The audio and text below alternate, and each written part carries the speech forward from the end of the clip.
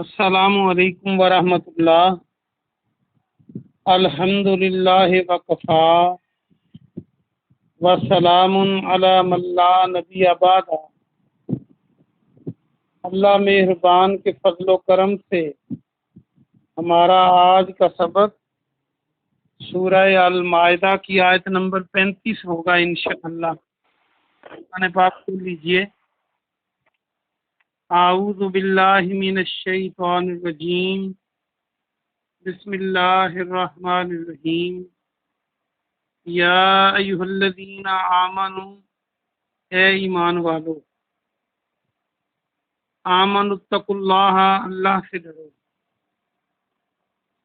وابتغوا اور تلاش کرو، الیہ الوسیلۃ، الیہ اس کی طرف، وسیلہ، وسیلہ کا لفظی معنی ذریعہ،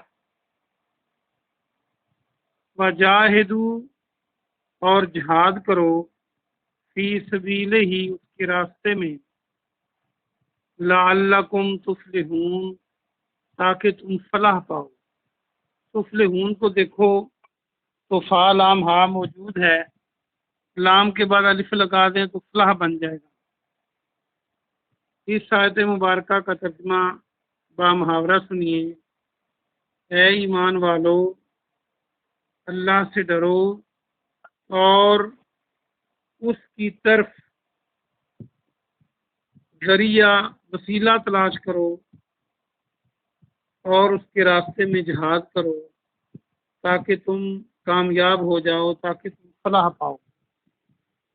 یہ اس کا ترجمہ ہے۔ اس کی تفسیر کچھ زیادہ ہے، اس لیے میں نے آج ایک آیت ہی پڑھانا مناسب سمجھی۔ اس آیت مبارکہ میں اللہ سبحانہ و تعالی ایمان والوں کو جو پہلا حکم ارشاد فرما رہا ہے وہ ہے اللہ سے ڈرنا، تقوی اختیار کرنا۔ تقوی کیا ہے؟ ہر کام کو کرنے سے پہلے یہ دیکھنا کہ یہ کام میرے اللہ کا حکم ہے کہ نہیں، اس کام میں میرے اللہ کی مرضی ہے کہ نہیں، یہ کام اسلام نے منع کیا ہے کہ نہیں، اس کام کی اجازت اسلام نے دی ہے کہ نہیں، اور اگر اجازت نہ ہو تو اس کے قریب تک نہ پھٹکنا۔ ابی بن کعب سے عمر رضی اللہ عنہ نے پوچھا کہ تقوی کیا ہے، تو انہوں نے جواب دیا، امیر المومنین، کیا آپ کبھی کسی خاردار، کانٹے دار علاقے سے گزرے ہیں، جنگل سے؟ تو انہوں نے کہا بالکل۔ تو آپ نے فرمایا کہ جب خاردار علاقہ ہو اور اس کے درمیان میں سے پگ ڈنڈی ہو تو آپ کیسے گزرتے ہیں؟ انہوں نے کہا ہم اپنے آپ کو سمیٹ کر، دامن بچا کر چلتے ہیں تاکہ کوئی کانٹا دامن سے نہ الجھ جائے۔ تو گویا اس طرح زندگی بسر کرنا کہ دنیاوی گناہ اور نافرمانیاں انسان کے دامن کو نہ چمٹ جائیں، اس طرح زندگی بسر کرنا تقویٰ کہلاتا ہے۔ اور آگے ارشاد فرمایا کہ اس کی طرف یعنی اللہ کی طرف وسیلہ ڈھونڈو۔ اب وسیلہ کیا ہے جس کا اللہ قرآن میں حکم دے رہا ہے کہ تم وسیلہ ڈھونڈو، وسیلہ تلاش کرو، ذریعہ تلاش کرو۔ اب دنیا میں بہت سارے لوگ اللہ کو بہت سارے وسیلے دیتے ہیں۔ آج ہم نے ان کا جائزہ لینا ہے کہ کون سا وسیلہ اللہ اور اس کے رسول صلی اللہ علیہ وسلم نے اپنانے کا حکم دیا ہے، صحابہ کرام رضوان اللہ علیہ مجمعین نے اپنایا ہے، اور کون سا وسیلہ لوگوں نے اپنی طرف سے بنایا ہے؟ جو وسیلہ اللہ اور اس کے رسول صلی اللہ علیہ وسلم نے ہمیں بتلایا وہی ڈھونڈنا ہے، اپنی مرضی سے نہیں کرنا کوئی بھی کام، یہ تقویٰ کے بھی خلاف ہے۔ تو وسیلہ کے موضوع پر 3 قسم کا وسیلہ احادیث کی کتابوں میں ملتا ہے۔ پیارے نبی جناب محمد صلی اللہ علیہ وسلم نے ایک تو یہ بتلایا کہ اللہ کو اللہ کے خوبصورت ناموں کا واسطہ دو، یہ حدیث میں مذکور ہے، یعنی آپ کہہ سکتے ہیں اللہ تو رحمان ہے، تیری صفت رحیم ہے، مجھ پر رحم فرما۔ اللہ تو رازق ہے، مجھے کھلا رزق عطا فرما۔ اللہ تو عزت اور ذلت دینے والا ہے، مجھے عزت سے نواز اور ذلت سے پناہ عطا فرما۔ اللہ تو خالق ہے، تو ہر چیز کا کنٹرولر ہے، تو میرے لیے وہ چیزیں عطا کر دے جو میرے لیے بہتر ہوں۔ تو ستار ہے، تو غفار ہے، میرے گناہوں کو چھپا لے، میرے گناہوں کو معاف فرما دے۔ یہ اس طرح کا، بلکہ حدیث میں یہاں تک بھی آتا ہے کہ اللہ تیرے جتنے بھی نام ہیں وہ تو نے لوگوں کو بتلائے ہیں یا چھپا کے رکھے ہیں، میں تیرے تمام ناموں کا وسیلہ دیتا ہوں، یہ جائز ہے۔ دوسرا وسیلہ کسی نیک بندے سے جو زندہ ہو اس سے جا کے دعا کرانا بھی وسیلہ ہے، ذریعہ اور واسطہ ہے۔ یہ کہاں لکھا ہے؟ یہ بھی حدیثیں بھری پڑی ہیں کہ جب کبھی صحابہ کرام رضوان اللہ علیہ مجمعین دیکھتے کہ بارش نہیں ہو رہی، قحط پڑ گیا ہے یا کوئی بیماری نہیں چھوڑ رہی، تو وہ رسول اللہ صلی اللہ علیہ وسلم کے پاس حاضر ہوتے اور آپ سے دعا کرواتے۔ گویا کہ کسی نیک آدمی سے جا کر دعا کروانا جو زندہ ہو، یہی طریقہ پیارے نبی صلی اللہ علیہ وسلم نے سکھایا۔ اسی لیے صحابہ کرام آپ کے پاس آ کر آپ کی زندگی میں دعائیں کروایا کرتے تھے۔ ایک حدیث میں آتا ہے کہ ایک دفعہ قحط پڑ گیا، صحابی بیان کرتے ہیں کہ آسمان پر کوئی بادل کا نام و نشان بھی نہیں تھا، اور ہم اللہ کے رسول کے پاس گئے، ہم نے کہا آپ اللہ سے دعا کریں کہ اللہ بارش دے دے۔ آپ نے اپنے ہاتھوں کو آسمان کی طرف بلند کیا، دعا مانگنا شروع کی، بادل گرجتے آئے۔ ابھی آپ نے ہاتھ نیچے نہیں کیے تھے تو برسنا شروع ہوئے، اور اتنی زیادہ بارش ہوئی کہ پھر صحابہ کرام ہر طرف پانی ہی پانی ہو گیا، چھتیں ٹپکنے لگیں۔ پھر دوبارہ آئے اور عرض کی پیارے نبی صلی اللہ علیہ وسلم اب بارش کے بند ہونے کی دعا کریں، تو آپ نے کہا یا اللہ ان بادلوں کو ادھر لے جا جہاں ان کی ضرورت ہے۔ تو اس طرح دعا کروانا کسی بھی نیک بندے سے جو اللہ کا بندہ ہو، شیطان کا بندہ نہ ہو، اس سے دعا کرانا بالکل یہ وسیلہ درست ہے۔ اور جب صحیح بخاری میں حدیث ہے کہ جب آپ کا انتقال ہو گیا، اللہ نے آپ کو اپنے پاس بلا لیا، تو پھر بارش کی ضرورت پڑی، تو عمر رضی اللہ عنہ کا دور تھا، تو لوگ، حالانکہ یہ مدینے کی بات ہے، لوگ پیارے نبی صلی اللہ علیہ وسلم کی قبر مبارک پر نہیں گئے، نہ گھروں میں بیٹھ کے کہا کہ یا اللہ پیارے نبی کے وسیلے سے بارش ڈال دے، بلکہ عمر کے پاس آئے۔ عمر امیر المومنین ہیں، عمر رضی اللہ عنہ نے کیا کیا؟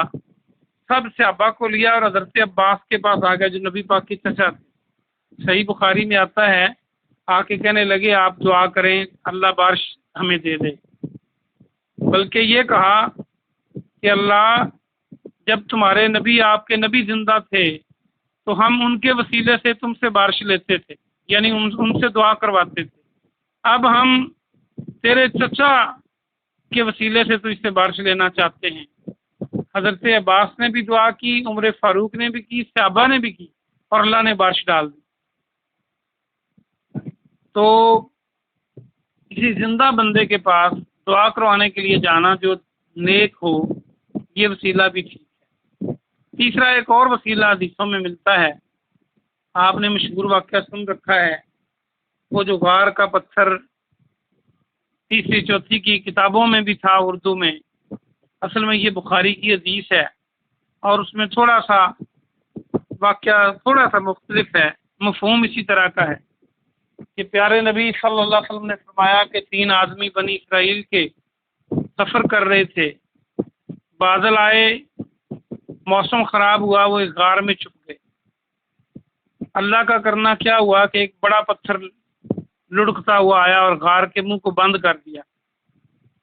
تو اب تینوں نے زور لگایا، لیکن جو پتھر تھا اتنا بھاری تھا کہ وہ بالکل ہلا تک نہیں۔ اب وہ موت کا انتظار کرنے لگے۔ پھر انہیں خیال آیا کہ ہم اپنے نیک کاموں کا وسیلہ اللہ کو دیں۔ ان میں سے ایک نے کہا، اللہ میں اپنے والدین کی خدمت کرتا ہوں، لمبی حدیث ہے، اشارہ کر دیتا ہوں کہ میں بکریاں چراتا ہوں۔ ایک دن بکریاں چراتے میں دور چلا گیا، رات کو آیا تو میرے والدین سو چکے تھے۔ میں سب سے پہلے دودھ ان کو پلاتا ہوں، اپنے بیوی بچوں کو بعد میں دیتا ہوں۔ تو وہ سو چکے تھے، میں دودھ دو کر لایا تو میں نے ان کی نیند خراب نہ ہو ان کو جگایا نہیں، ان کے چارپائی کے پاس کھڑا ہو گیا۔ میرے بچے بلکتے رہے، میرے پاؤں کو لپٹتے رہے، لیکن میں نے جب تک وہ اپنی مرضی سے نہیں جاگے ان کو دودھ پلا نہیں لیا، اپنے بیوی بچوں کو نہیں دیا۔ اللہ اگر یہ میرا کام تجھے پسند ہے تو ہمیں اس مصیبت سے نجات دے دے۔ پیارے نبی نے فرمایا کہ پتھر تھوڑا سا ہلا، روشنی باہر سے اندر آنے لگی، انہیں امید ہو گئی کہ اللہ کو نیک کام کا وسیلہ دیں، واسطہ دیں تو اللہ پسند کرتا ہے۔ دوسرے نے جو وسیلہ واسطہ اختیار کیا، اس نے بتایا کہ ایک بندہ آیا تھا، وہ میرے پاس اس نے کام کیا، جب شام کو میں مزدوری دینے لگا تو وہ روٹھ گیا، کہتا میں نہیں لیتا، تھوڑی ہے، جتنی طے کی تھی وہ اس سے زیادہ مانگ رہا تھا۔ بہرحال وہ چلا گیا۔ اس بندے نے اس کی مزدوری سے کوئی بھیڑ خریدی، وہ 2 ہو گئیں، 4 ہو گئیں، پھر اس نے ایک نوکر بھی رکھ لیا، پھر پیسے کو اس کو انویسٹ کرتا رہا۔ کئی سالوں بعد وہ بندہ واپس آیا، جب اسے بہت بھوک نے ستایا، کہتا اتنے ہی پیسے دے دو۔ تو اس نے کہا یہ نوکر بھی تیرا ہے، یہ سارا ریوڑ بھی تیرا ہے، یہ لے جاؤ۔ تو وہ لے گیا۔ اس نے اللہ کو کہا کہ یا اللہ اگر میری یہ ایمانداری تمہیں پسند ہے، میرا یہ کام تمہیں پسند ہے کہ میں نے خالص تیرے لیے کیا تھا کہ اس کا حق نہیں مارا، تو ہمیں نجات دے دے۔ پتھر اور سرکہ، لیکن اتنا سرکہ کہ بندہ باہر نہیں نکل سکتا تھا۔ تیسرے نے وہ واقعہ بیان کیا کہ وہ جو اس نے زنا سے توبہ کی، جب وہ زنا کرنے پر بالکل اسے کوئی چیز ماننے نہیں تھی، تو اس کی چچا کی بیٹی نے اس سے کہا کہ اللہ سے ڈرو، تو وہ اللہ سے ڈر گیا، اس نے زنا نہیں کیا۔ اس نے اللہ کو یہ واسطہ دیا کہ اگر اللہ میں تیرے ڈر سے برے کام سے باز آیا تھا، تو تو مجھے اگر تمہیں پسند ہے تو ہمیں نجات دے دے۔ اللہ نے پتھر کو وہاں سے گرایا اور غار کا منہ کھل گیا۔ یہ صحیح بخاری کے اندر حدیث ہے، یہ پیارے نبی صلی اللہ علیہ وسلم نے ارشاد فرمائی، تو حدیث بن گئی۔ تو اس سے یہ پتہ چلتا ہے کہ آپ اپنے نیک کاموں کا وسیلہ بھی اللہ کو دے سکتے ہیں۔ اس کے علاوہ کسی صحیح حدیث میں کوئی اور وسیلہ نہیں ہے جو اللہ کو دیا جائے۔ جو اپنی طرف سے وسیلے ہم بنا لیتے ہیں وہ کسی صحیح حدیث میں اور قرآن میں نہیں ہیں، تو ان سے بچنا ہے۔ اور اس آیت کے اندر بھی واپس آ جائیے جہاں اللہ نے فرمایا کہ اس کا قرب، اس کا ذریعہ تلاش کرو، ساتھ ہی فرمایا کہ اللہ کے راستے میں جہاد کرو تاکہ تم فلاح پا جاؤ۔ اب جہاد کیا ہے؟ جہاد کوشش ہے، نیک کام کرنے کی کوشش، برے کام سے بچنے کی کوشش، یہ جہاد ہے۔